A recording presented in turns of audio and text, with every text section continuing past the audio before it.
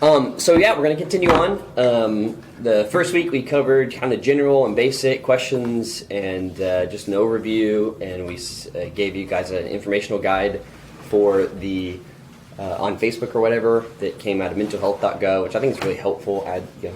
Give some suggestions. It asks good questions for community conversations, but you could use those in times with people or just as reflective questions for yourself.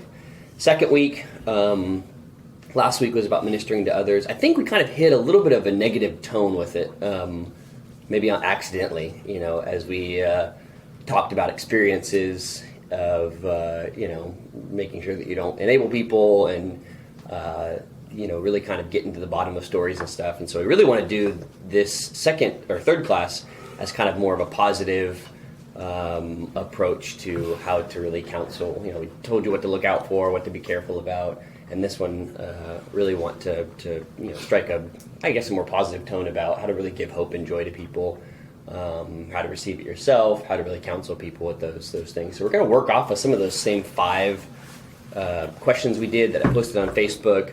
Not questions, but sort of prompts, which are, what does it really look like to counsel someone within the community and outside of the community, and what are some of the differences and the sort of similarities there?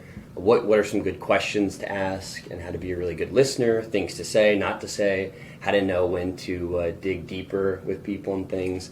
And then the 5th one, how to really, give people hope and joy. Because it's easy to look at the scripture, and we've said this a couple times, and say, it doesn't talk about depression or anxiety or other mental health issues. But it really does. Anytime the scripture is talking about hope and joy, it's dealing with us having good mental health that helps us cope with some of the things that life, throws our way, dealing with our own propensities for things and things like that. And so, of course, we have 2 small groups, adult small groups, that are going through anxiety and depression, and there's a lot of really great material there.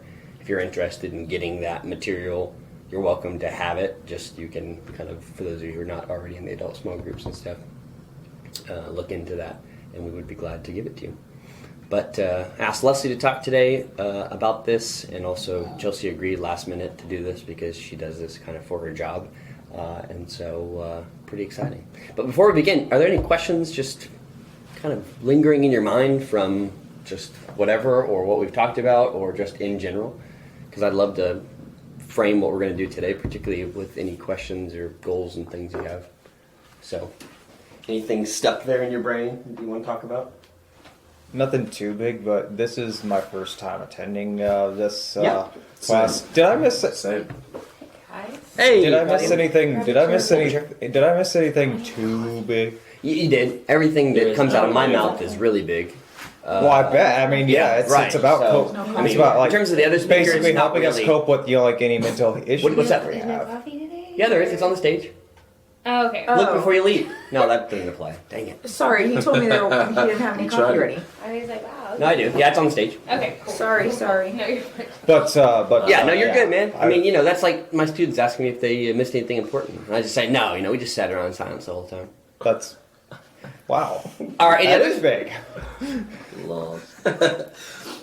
For myself, I don't. Thoughts? It's just hard to me to talk about this with other people because I don't deal with anxiety or depression. Yeah. And for the longest time, just the way that I grew up, I didn't believe in it at all. I didn't start encountering it until high school. My friends were dealing with it. So. Yeah, and I think one of the sad things about sometimes mental health stuff is it's framed, and the Proverbs talk about avoiding extremes, but it's almost framed as if you either do or don't, or it's real or not. And you just got to remember that there's much more we're much more complex than that. Mm-hmm. It's a spectrum of things, and so certainly in working with people and almost everybody, they may not. The whole idea of lacking mental health is not seeing your situation very accurately or clearly, and so they may have something, or you may have something that you haven't recognized. And Ronnie kind of mentioned that last time. Just about all of us, to some degree, have struggles with being mentally healthy, whether it's diagnosable or some label or category. But the bigger thing is recognizing that there are these tools out here that help us kind of give people some coping mechanisms and help them really reach the potential and capacity that they have, that God has kind of given them, and to get outside of thinking, well, this is the one way of thinking, it's off or on. And so if you're not struggling with those things, There's an infinite amount of possibilities and opportunities to mentor and be around people who are.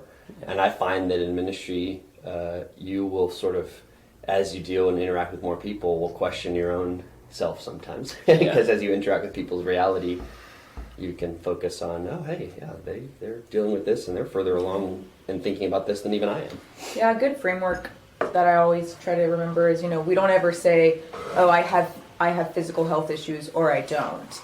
And if someone were to say like, oh, pray for my mom, she's having some health problems. Usually it's like, okay, well, what's going on? Like that's a very broad, like we consider our physical health to be very like varying levels, and it's very bunch of different like sectors of that, and we understand that there are a lot of complexities to that, but we don't really think about mental health the same way. We think about it as like you have mental health problems or you don't. You struggle with mental health issues or you don't.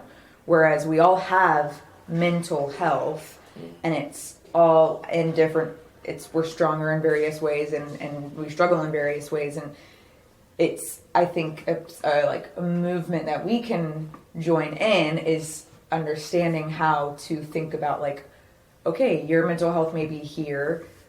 What does that mean for you? Like that's complex. It's not just like good or bad. Like Brad said, the same way, I may have really healthy blood pressure, but like, really weak muscles. I don't know. I'm trying to think like you can be strong in some ways and not in some ways physically. The same thing mentally. Yeah, I mean, it's not like someone says, well, I have a sickness, and then you're like, well, your first thought is, well, they probably are a hypochondriac, meaning they fake their sickness. And yet we do that a lot with mental health. It's very strange. Like, prove it, Right. As opposed to something physical where it's like you wouldn't question that this person is ailing. Right. And it is physical. I mean, the chemistry in our brains, I mean, that stuff is still very physical. And we just don't think about it because it's not something we can immediately see. I think the other thing, too, in medicine is that one of the first things that a good doctor does is they do what's called a kind of an overall check for what's called comorbidities, which just means other issues that may be contributing to the main issue that this person's come in with. And in mental health, it's the same way. A conversation can start off with, this is the thing that I want to talk to you about, but you look at all of the other various factors and see this is very much linked. It's not like, oh, this person has ADHD, adult ADHD, and that is their only issue. It's like there are things exacerbating those things. There are other issues that are tied to that, and maybe that's the label that they've fixated on, but in reality, that's not the bigger issue, and which is really the point, I think, in a lot of counseling, is getting to the root of what are those things that are truly going on, and that takes just some time, asking questions and thinking through things and helping them frame in their mind what's really going on. So, yeah. Any other questions? Just thoughts? Can we close that door? Sure. That's a good question. Yeah, that was a good question. Sorry, I figured it'd get noisy eventually. Any others before we begin? Okay, great. Well, I don't know if you want to do an order for the questions. You guys want to stay with the order that we have? How you planned it, or do you just have some thoughts? Or I actually just did thoughts on the last one because I thought that's what you wanted. Okay, great, perfect. Well, I didn't have any major thoughts on the first one, but I have a few things written for the others. okay. Well, let's just talk through it in that order, and then if you want to, pull things back in, that's great. I think the whole idea of within the community and without the community is you got to recognize that in our day and age, people have an expectation to go get fixed after they do talk therapy or cognitive behavioral therapy. And in reality, I think there's some things that you can do, and you should always invite opportunity to talk with people outside of the community. But as I think we talked about last time, seeing people really get well requires them to have a community of support. And I think you can encourage that outside of the church if people aren't ready or willing to do that. But if you're not talking to people about their relationships, you're ultimately never going to get to the core of a lot of their issues. Just sitting and talking about this thing, that thing. Not that there's not any help in helping an individual think through things. But in my experience, particularly with people who have depression and substance abuse disorders, they have to have a community of people around them that will support them. And you've got to know a couple of those people if you're really going to help them. And so it's very, very limited, your ability to help someone in a conversation or 2 or 10 if you don't know any of the other people in their lives to be able to come alongside them. And a lot of counselors are pretty open. If the person is open to bring in like a network, I've seen counselors do this a lot more now, bring a network of 4 or 5 people that they can kind of bounce ideas off. A lot of what we do in our community to be able to kind of hit this thing from a couple different angles. And I just think that's an important one. But one of the great benefits we have being in a community is we can do a lot to really help people through the individual relationships we have. And I don't want to diminish the fact that you can help people outside of our community at all, but if you do, you need to think through who are their community people. Do you have any opportunities to talk with any of them? Would they let you? Because it's just too hard, I think, and the success rate's very low, being able to really counsel and help people if you are their only friend and only person. You know, you can give them some ideas and things like that, but at the end of the day, it's always going to be easier to do talk and then just expect that they're applying these things. But most of us know that that's not how things work. That's not how our brain works. If we don't have an environment to do that, it's tough. Yeah, if that is something just to be mindful of, is if you find yourself being like, I think I'm the only person they talk to. That could, it's positive that they trust you that much, but it's also for your own just well-being that can become a lot. So really and I guess I'll bring this up when it's like, what's are good questions to ask, but You can bring it up now if you want. yeah, a good question to ask is, who else do you have in your life to talk to about this? And that you can ask that to someone even within our community. Just who else do you feel like would be helpful for you to open up to about this, how you're feeling about this, and really helping them, like maybe making it a point to, I really don't want us to like leave this conversation today until I know that you have someone else to talk to, because I can't always answer the phone. I can't always be there for you, not because I don't love you, but I would hate for, you want to present it like I would hate for you to be stuck in a position where you need to talk and you can't get a hold of me. I want you to have other people that you can talk to. And that's always a good question to ask. I had some other questions that I thought were helpful. That's great. You want me to share them? Yeah. So I'm a social worker. I'm a high school social worker. And so I spend a lot of my time talking to students, and we have a lot, like the conversations about mental health and depression and anxiety are very, very commonplace for me. So I've learned a couple of things that are helpful is being specific with your questions more than just, how are you feeling? Or how do you feel? Because people kind of, if they have any sort of preconceived notion about talking about mental health, the question, how does that make you feel, is very like, ugh, to them. It's kind of the stereotypical counselor question. Not that any of you are counselors, but so maybe asking, like, if maybe someone's bringing up to you, they're talking about depression, they're talking about anxiety, asking like, what kind of thoughts are going through your mind when you're feeling that way?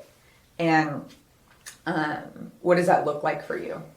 What does it look like? How do you know when you're feeling depressed? How do you know when you're feeling anxious? And giving them the opportunity to like verbalize those things and vocalize those things, because they've maybe just been in their head previously. So giving them an opportunity to kind of word vomit that out, and then you can sort of help them start to sort through, here are the things that you're saying that I can tell you right now are not true.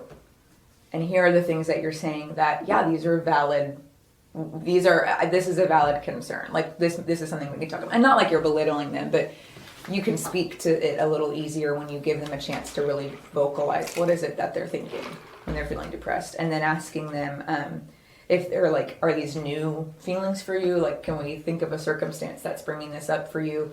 And if not, how have you dealt with this in the past? Because if someone's at a really low point, but it's been a cyclical process for them, they've been at low points before, and then they come out and they have low points before, you can help support them and like, okay, you had a low point before, what helped you kind of come out of that? And then maybe it's just waiting it out, but maybe there are some things, some strategies that they've used that have helped them in the past. And then you can like learn about that and help them with that. So I don't know if that one makes any sense. I just know for counseling teens and working with teens, that's a huge topic of discussion is, have you felt this way before? And if so, how did you come out of this? Right. What did you do that brought you out of this place? And maybe they don't know. But if they do, that's a great starting point for you to say, okay, you did A, B, and C, and you think that helped. Let's try that again. Like, what? I don't know. Why don't we try this again? And that can just be a good starting point for conversation. I think along those lines too, the whole idea of coming prepared with like good questions or having a few good questions. In my mind, when you start a small group or a discussion or even a counseling session with someone, the questions you prepared or thought of are never good questions. They're always like starting point questions. Right. The best questions are follow-up questions. Right. Because the follow-up questions get to the person and what they're dealing with, and you pick up on things. And I'm amazed at how there's this thing called groupthink, in decision making and where people just sort of like share the most agreeable information to each other and never get any deeper. There's also a part of groupthink that's kind of cliche thinking, where you ask a question and they give a cliche response because they don't have an answer. And so a lot of beginning conversations are sort of cliche, kind of, I ask you this, you give me this programmatic response. It's not actually digging in, but it's follow-up questions, in the moment, improvisational questions. Not to say that they have to be super specific, Right. but they can be. Those are the ones that I think are very helpful for dealing with really specific issues and helping people figure out kind of the core of what's going on. So follow-up questions are really, really great. A good one is what does that mean? Yeah, I know always. it may sound like simple, but I can't say enough how often, and this is for me too, how often I don't really know how I'm feeling until I'm forced to verbalize how I'm feeling. And it's always a good step. It's always progress for me. But to just say, like, what does that mean? Especially if you can kind of see right off the bat, like, okay, they just answered exactly what they think. They answered what they thought I wanted them to say. So kind of push a little bit, like, what does that mean? What does that mean that you feel that way? I hear that all the time, but what does that mean? And kind of, one of the questions is, when should you push? Is that one of the questions? Yeah, we'll dig deeper. We'll ask that later. But yeah, when you're sensing I'm getting some like shallow answers, what does that mean? Yeah, and what it does kind it of mean? puts them on the, okay, I really need to understand what am I trying to say right now. And I think some of it goes back to one of the things that is a little bit disingenuous when we talk to people sometimes is we want them to be in control and to choose things and to figure things out. But then we also have this sort of little voice inside our head that we want to help them figure it out for themselves. We want to give advice. We want to be wise. And sometimes it's very helpful when you can tell that they're starting to kind of understand something or catch something, to even just help them continue along those lines. Like, get them to think through and get to the huge point where they've understood something and realize they're in control. And then you can point it out after the fact. Because I didn't tell you this, you came up with this. And that's important. Now, I'm not at all advocating the whole sit back and just let them talk the whole time, inactive, let them voice their things like we talked about last time. But if you can really help people get to a point where they do feel in control of something that they're talking about, or they're recognizing something, and you point out, I think you just recognized that for the first time. That can just be really, really empowering, because, on one hand, hey, we're telling you to choose something, do something, and on the other hand, we want to be the one to help or fix. And if they have to rely on us to help and fix them, and whenever they're out, they're not actually doing much to improve their own mental health. Something that I would say to avoid, and use your better judgment, but not making it about your similar experience unless it is really, actually, truly similar. We talked about that a lot last time. Okay. No, that's fine. We talked about it. There's a kind of tendency that I've been through this. if and you it's dealt like, with that's it, not there's a pride kind the of, same. I want to be the one to say and do this, but unless the situations are intertwined, not intertwined, but are so very, similar. very similar. You got to be real careful about trying to bring in stuff, because it can diminish. It can, even if it doesn't mean, you don't mean to. Yeah, but we talked about that quite a bit last time, and so I feel good about that one. I had some thoughts on the number 3 too. Okay. Other helpful questions? If you guys got some more, we can do that. The whole good listener thing, in my mind, listening is a whole lot of counteracting and challenging your own motivations and your own thinking. That's really what it is. It's listening. It's not just being there and letting the words kind of go past you like most of you guys are right now with not taking notes. But it's actually, hearing your own thoughts in your own mind and making sure that you're not an obstacle to this person's. That's the whole self-sacrifice thing. Yeah. A couple of the ones I thought about were like comparison games. We just talked about that. Quick fixes. You've heard one thing, you're like, boom, I'm going to nail this real quick. Being in control of the conversation, making sure that it always comes back to you're structuring this how you want it to go. When people, if you particularly hit a nerve, sometimes people are going to kind of act out and start to say crazy things, start to say maybe hurtful things, and if you are uncomfortable with that process, it might be very easy for you to just like take it personally and not be able to, kind of follow the process of what's going on. Not talking at all, which is I think sometimes a problem for people who feel less experienced or less dealing with things. You're just kind of like letting someone talk to you for an hour and you not saying anything is not healthy for you or them. It's not healthy for them. Shut that down quick if you've got nothing to say. But on the other hand, silence is a good way to listen. That's right. There's nothing wrong with there not being any talking because sometimes people have to work things out to be able to verbalize it. And when you jump in to fill that silence, it doesn't allow them to do that. It's like you're putting words in their mouth. And Yeah. Yeah. they can't think. And some people just are stream of conscious thinkers. I mean, they're very loquacious. They talk a lot. And you have to kind of like, sometimes interrupt can be very helpful for those people because they Yes. get on tangents. Other people, it's short answers.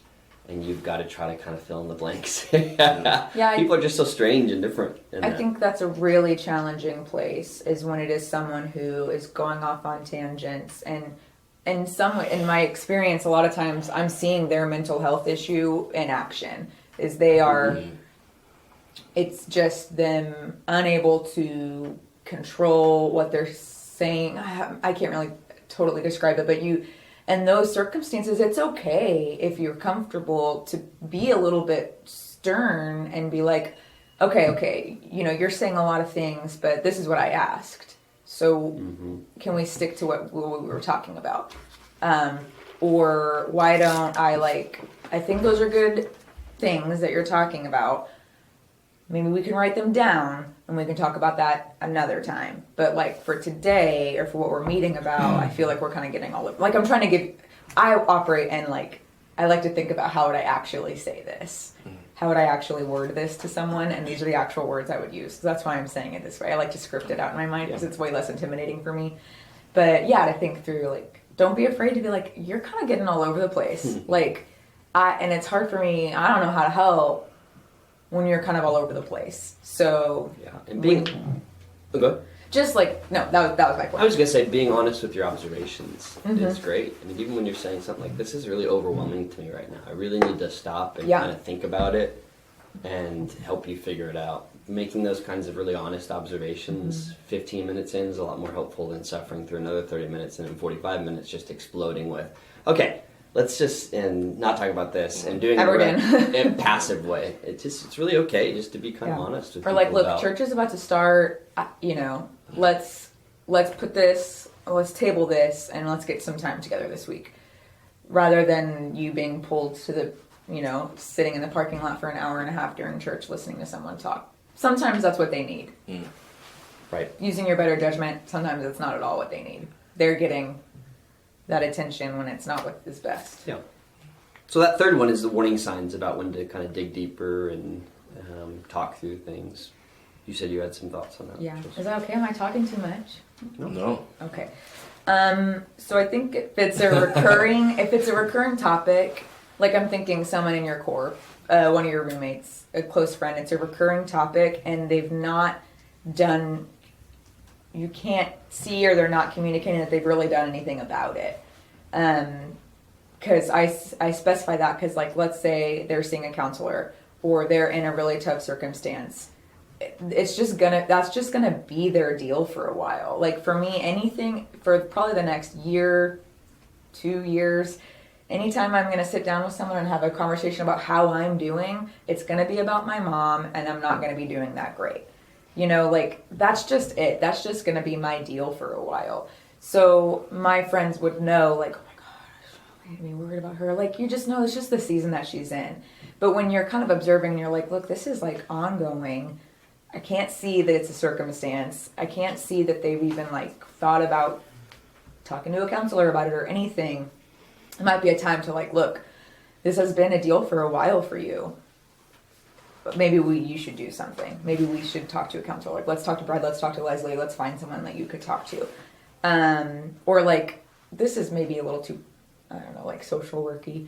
But if you're seeing like a lot of behavioral changes in them, like it's a roommate and all of a sudden they don't come out of their room anymore. They're spending all their money on stupid things. They are not talking to anybody. You're seeing those behavioral changes. That's always a good time to ask deeper questions. And then same with like changes in their physical health. If they're like, they completely stop taking care of themselves. Mm-hmm. They lose a lot of weight. They gain a lot of weight. They change their eating habits. Like, just they stop showering as much, like all those things that maybe I don't mean to be so like social worky counseling about it, but those are all good signs that something bigger is going on and you need to have a conversation about it. And I think taking serious, especially people who are close to you in this case, taking serious other people who aren't so close to the person's observations about changes, because that whole boiling frog thing, it's really? If you put a frog in a cold pot of water and leave the frog in there and then slowly turn the temperature of the water up, the frog won't notice the temperature changes and it'll die. You turn it all the way up to boiling. The frog won't notice that the water... I don't know if that's true or not, but it's just a point that... It's a metaphor. The frog won't notice at the change because it's happening incrementally and the frog doesn't notice and all of a sudden it's dead. But if you take a frog and throw it into a pot of boiling water, it's going to like jump out immediately because it notices that it's hot. I don't know if it's true, man. I don't really know. But it's just a common you look like you're kind of... No, I get it. I just... It's like when someone close to you loses a lot of weight or gains a lot of weight or does something, you don't notice as much. You see them every day, yeah. But the whole idea is that if someone who doesn't know that person very well makes this observation, particularly when it's two people, you gotta take that serious and probably think about it a little bit. The other thing too is when people are going through really difficult life stuff, when they don't ever talk about it or don't ever seem to have any problems. Unless they're one of those kind of like super metal personality types that nothing kind of phases them. Even then, for them it's going to be a lot kind of in their mind. Right. But it's really important that when people are going through stuff, you just kind of mention and talk through things, particularly when they're just not. Because a lot of times, probably 9 out of 10, they're bottling it up for some kind of big acting out or episode or whatever, and if you can kind of head off the past, that can be very, very helpful, I think. Moving on. Yeah, cool. Third one, fourth one. Don't know where we're at. Yeah, we're on the fourth one. Can you read that question? Yeah. Things to say, not to say, when to challenge, not to, that kind of thing.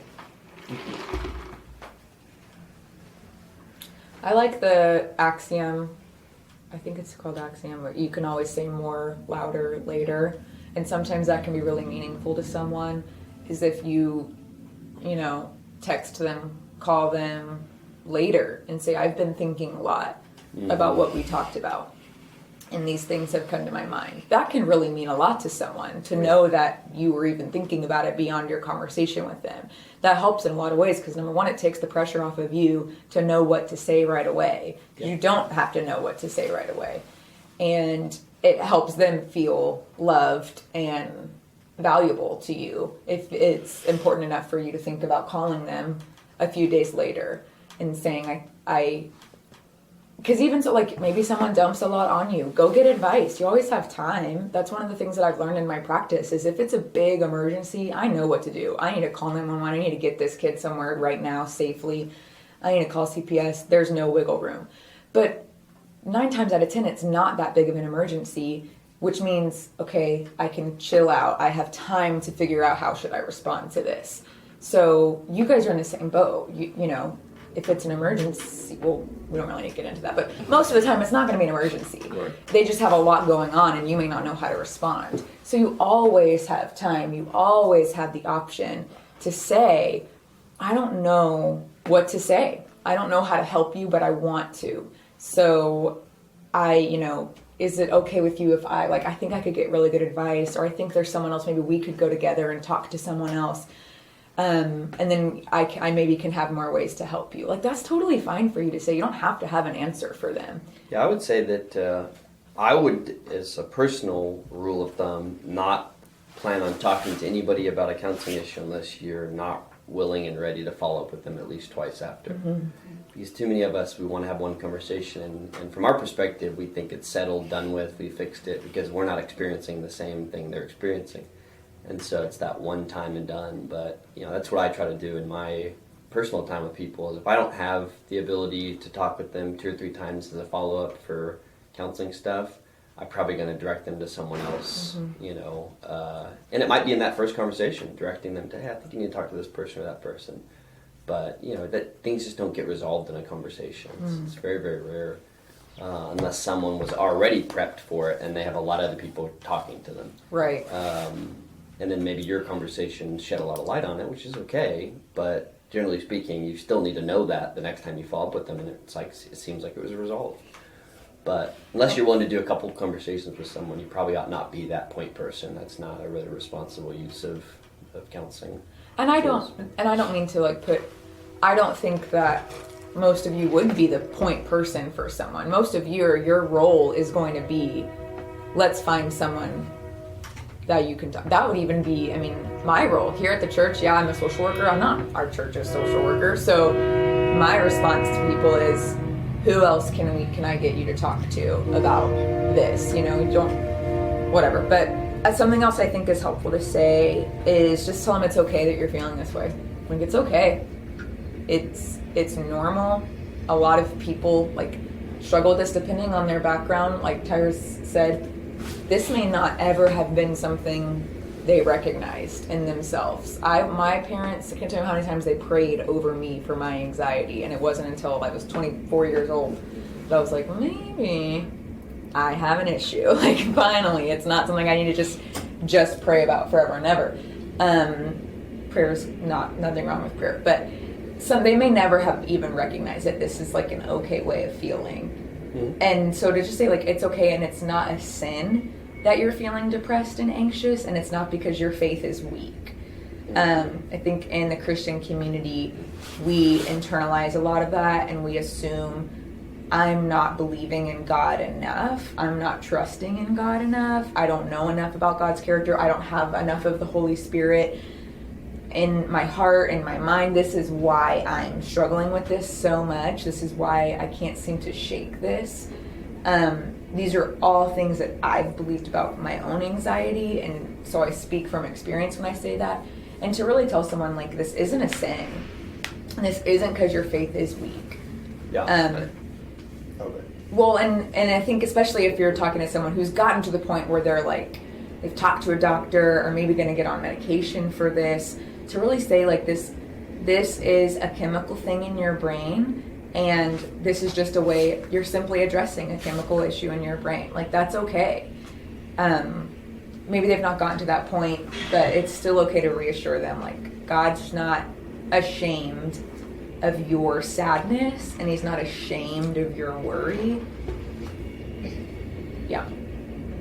Yeah, and I think helping people understand that their mental health is going to be connected with their spirituality. And so if you're depressed, it's very easy to think God doesn't care about you. And if you're anxious, it's easy to think God's not in control. And I think one of the things to be careful about saying is you're in control of this. The humanist kind of mindset is that you have the ability to overcome this. But there's an irony there, because at the same time, humanism is very much connected to scientific kind of we're all just sort of natural beings, and this is all natural. So on the one hand, it's you have the ability, but the other hand, it's no, this is pretty much just who you are. It's very strange. But in I think in Christian thinking, number one, we're not in control of these things. God gives us the ability to do that. And as soon as we begin to say, well, you're in control of this, that might easily, we had this conversation last night, might make the person think, well, why can't I change it immediately then? I think the better way to phrase that to give hope and joy is the idea that you have the capacity and the potential to deal with this successfully, because the Spirit is inside you, and God's going to work in these issues. It might take a very long time. It might require natural, methods of medicine and things like that. But I've watched as people, have been changed by the Spirit working within them.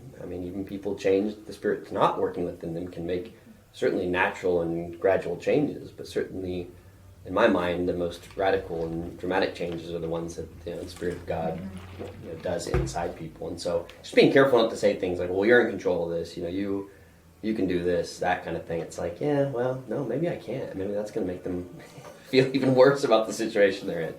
But the potential's there, and you have, God's going to give you the ability to work through this and deal with it, so long as you join with Him kind of in it.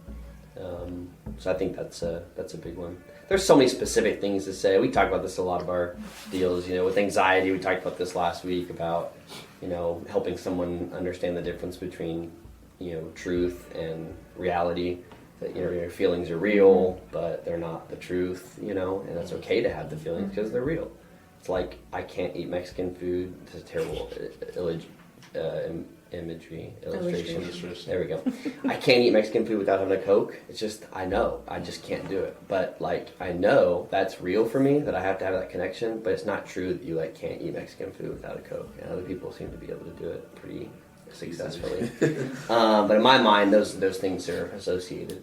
And I think with depression, though, on the other hand, you really can't say that same thing. You can't say, well, if you just sort of believe the truth, you'll start feeling better, because that's not about believing the truth. It's about knowing the truth and not having any emotional response to it.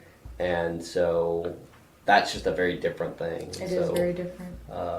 Even though they have kind of the same, they're lumped together a lot, but they anxiety and depression function in very different ways. So I think it can be very, very helpful too in terms of things to say. Is you've got to help people recognize that for a lot of these issues, most people, when they come to you or talk to you, they want one thing and one thing only. And what is that? Sympathy, pity, attention. No, I don't know. None of those things. For you to fix it. Yeah. For you to fix it. Yeah. Okay. They want it fixed. They want it done. They're in a place where they're experiencing something they don't want to experience. And with that, it could just be a moment, which is scary because the moment might go away. But usually it's a pattern, it's a path, it's something that's gone on and they just want it fixed. And I think one of the things that can be very helpful while at the same time give realistic expectations is this is going to be a process. And but in the process, there's going to be a lot that you will look back on and think, wow, that changed me drastically. And just like the process of starting a church or starting a ministry, sure, anybody wants to just jump to 500 or 600 people. But honestly, some of the coolest memories about starting ministries is that weird ragtag group of people that day to day, I looked around and I was like, this is not going to happen. It's those memories of the process that, I equally loved the results, no doubt, but the process was very much a very positive and, in retrospect, looking back at that. And there's just a lot that you can see that God did, even in the people of Israel, through the process of taking them where they needed to be. And so really encouraging people and helping them understand, you don't want a quick fix. You want the process here. The process is where God is going to show Himself. It's where He's going to make, your faith stronger as you recognize that He's the one doing this. In really personal and I think supernatural ways. So just encouraging people about that kind of process way of looking at it, and that, hey, it's going to be hard. There's going to be some hard parts about this, but we grow through those hardships, and that can just be good to hear. That someone else also just knows that there's going to be a process, and they don't expect you to hurry up and get it fixed so they can go on with their life. So I also think reminding people that they're not alone. I think one of the big things with depression in particular is that you feel very isolated and very alone, and you feel very much like God has left you. And so just reminding people that you have support, you have people in your life, if that's true. But most importantly, God has not left you. He's still here with you. He still wants to help you, I think is really important. all right, what about this last one? So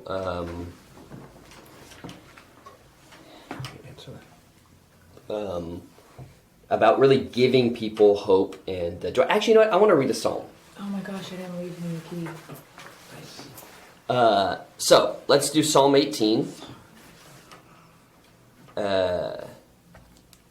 And let's read this real quick, because I think this is a really, really helpful psalm for dealing with kind of issues and stuff. We're going to read this pretty quickly. I'm going to point out a few things. But I really, really love this psalm. I think it's great. There's so many good counseling kind of pieces of wisdom and stuff here. And I think that's so cool. So you guys ready? If you just want to listen, you can listen. That's no big deal.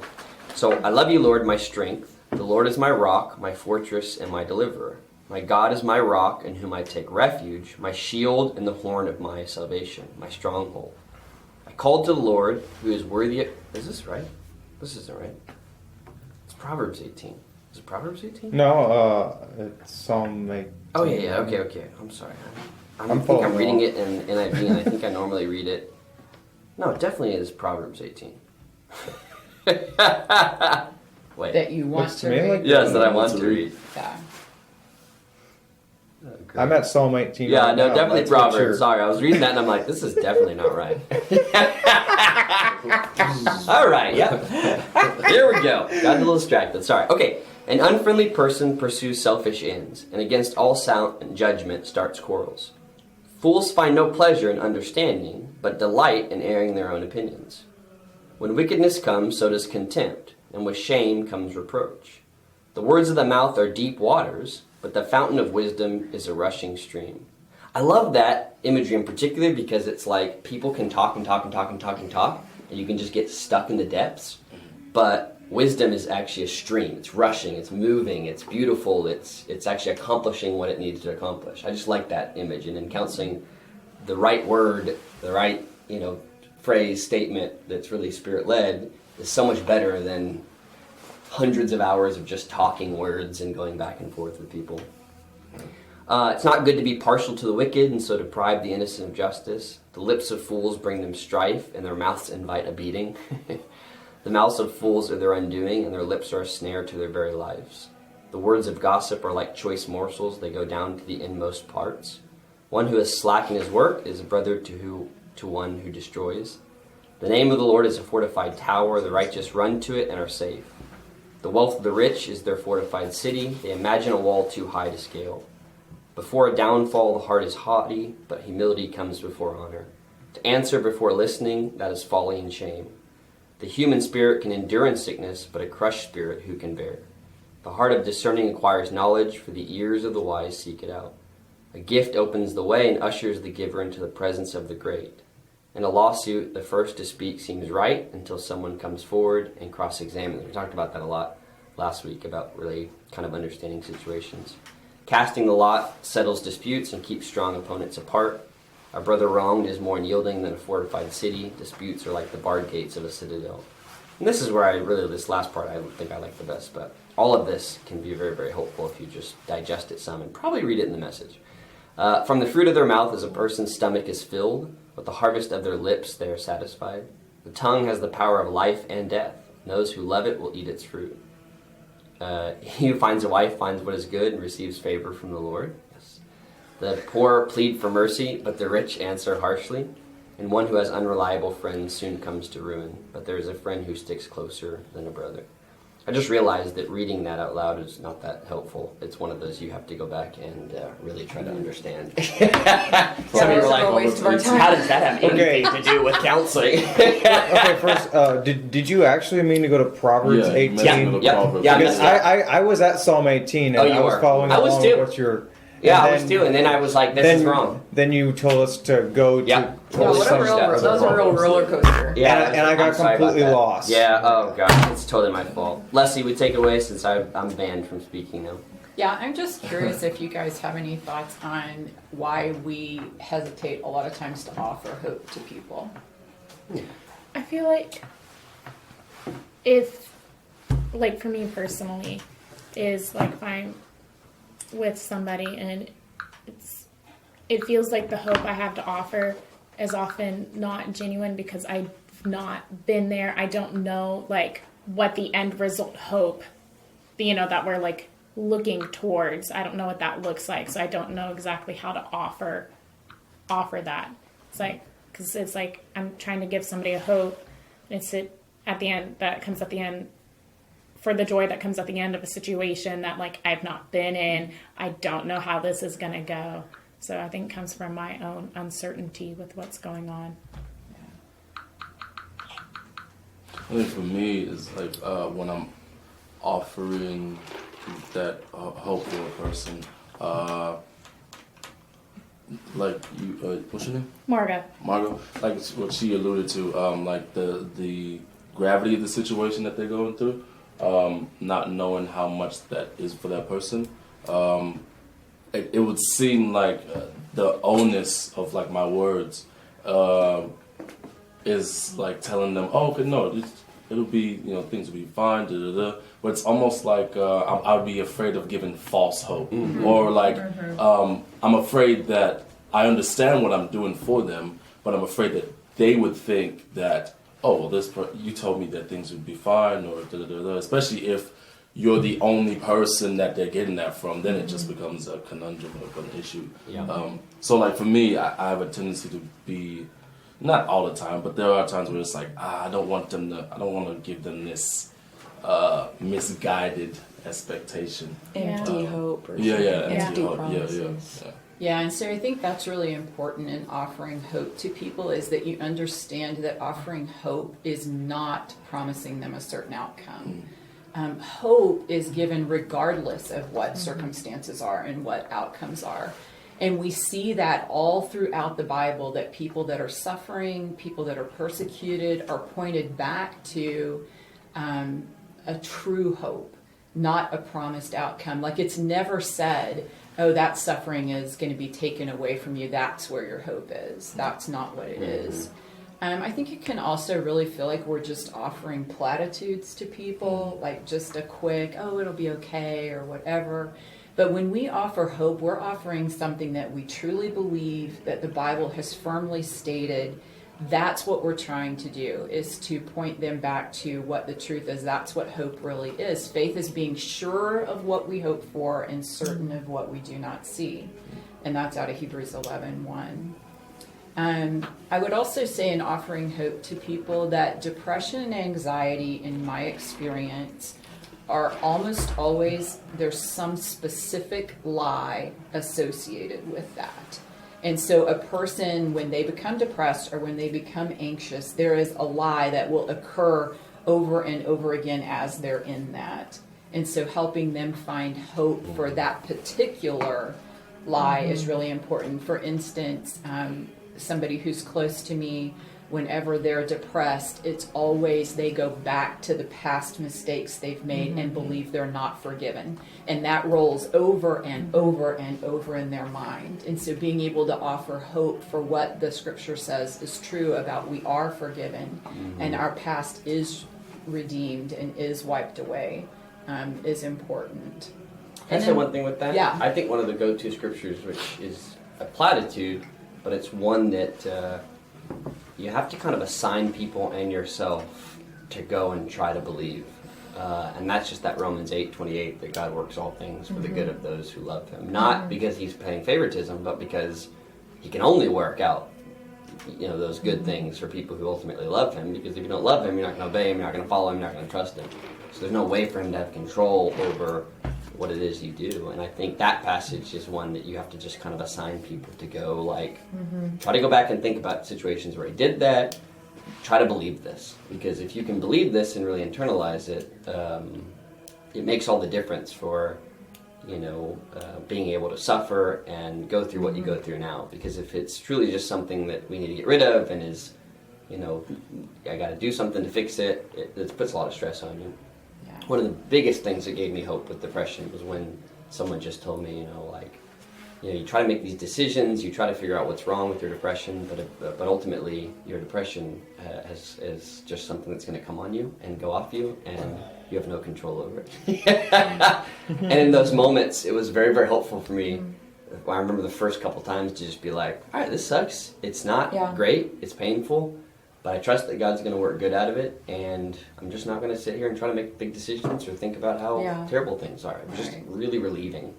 So I think that's two ideas in one. But for someone who has actually, has been identified that it is just like a chemical imbalance in their brain, I think it's helpful to kind of put that in its rightful place with someone and be like, look, this is just like some levels in your brain, they're not adding up, we gotta let it pass. But even when it's environmental stuff, it's, most people can't immediately change their environment, and they're a part of a system, whether it's a public system, whether it's a governmental system, whatever, a family situation, that they can change no more than a person can change their chemical imbalance. And so there's still hope there. I mean, and not to mention the fact that most of the people in the scripture were super locked into their life. I mean, more so than I think even some people, genetically speaking, today are locked into their way of thinking. They were locked into their life and had to deal with these scriptures in ways that, they couldn't even imagine some of the choices and ability we have to get out of our environment. And so there's still hope that if those people could deal with this and really understand it, we certainly can. But go ahead, I know we're running out of time. So yeah, I just wanted to read you a couple of things that I think give good context to offering hope. This is out of a book called Suffering in the Heart of God. It's really about how to help people that are in trauma, but I've learned so much about just how to help people through depression and anxiety through some of this as well. But these are just two short things. When you and I think about bringing the power of Christ's resurrection into the lives of others, I expect we tend to think of ways to make it better. We want to help people get away from suffering. We want to make it as if it did not happen.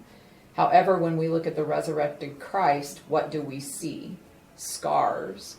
Thomas put his hand in Jesus' wounds. If you and I were in charge, I suspect the resurrected Christ would be free of all wounds. Scars are not pretty. Scars are something people tried to hide.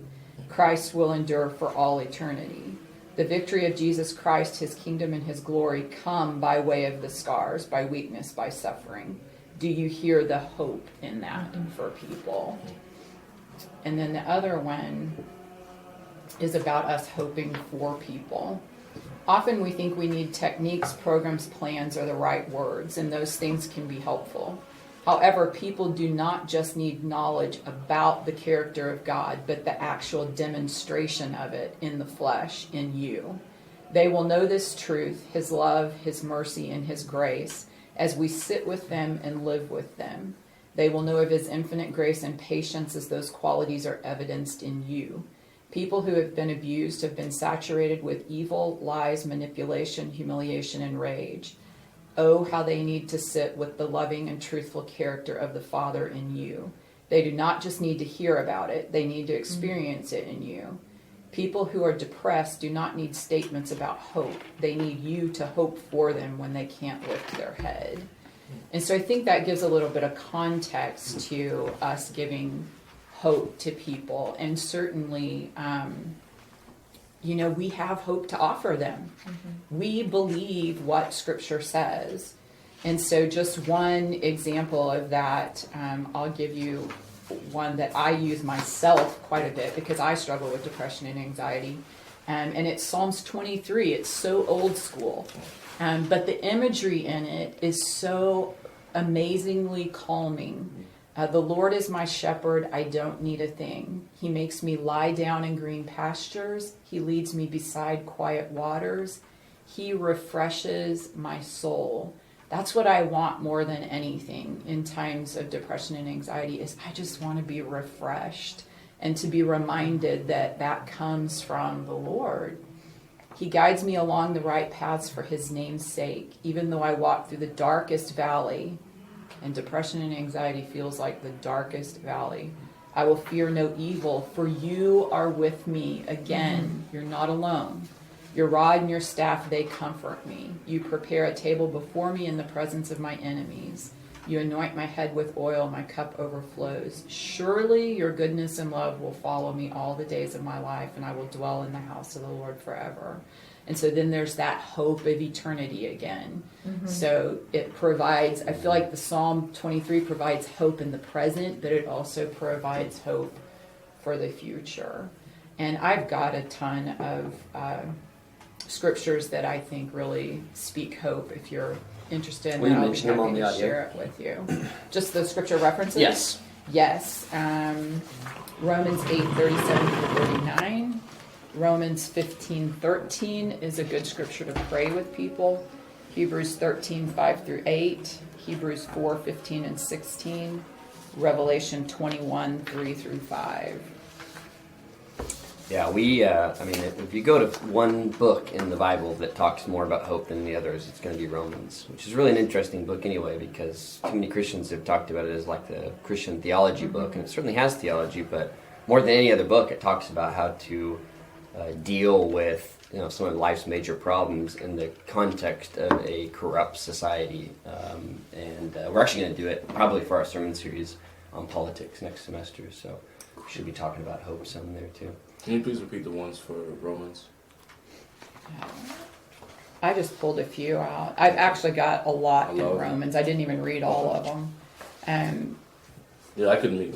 Could I meet with you? yeah, absolutely. I'll just give you my notes if Oh, you want, thank you. and you can have those scripture references. Thank you. Alrighty, welcome. and just for the record, that was Proverbs 18, not Psalm 18. Psalm Please 18. don't read Psalm 18 and think that, okay, bye-bye.